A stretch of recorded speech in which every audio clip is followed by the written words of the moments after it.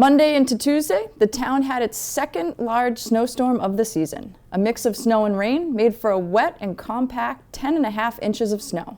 Mark Ryan, director of the DPW, explains the cleanup. Hello everyone, Mark Ryan here from Public Works to give you an update on the recent snowstorm that we had on February 1st. DPW crews reported to work as usual at 7 a.m. on Monday the 1st. And snow was falling lightly through most of the morning into the early afternoon.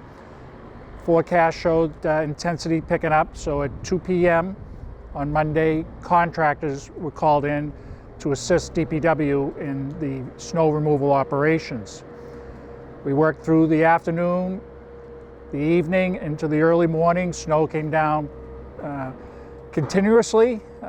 Some intensities were greater than an inch an hour, and mixed into it was some rain. So it was a very heavy snow, which is a challenge for the equipment and the personnel, especially with visibility, but things worked out, we think, very well, considering the circumstance. So come about 4 a.m., between 4 a.m. and 5 a.m. Tuesday morning, contractors were sent home. Their job was done.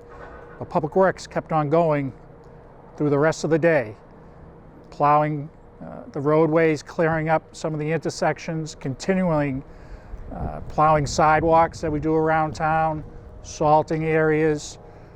In all, they worked till 4 o'clock on Tuesday afternoon, so essentially they worked 33 straight hours, handling 10.6 inches of snow that we received.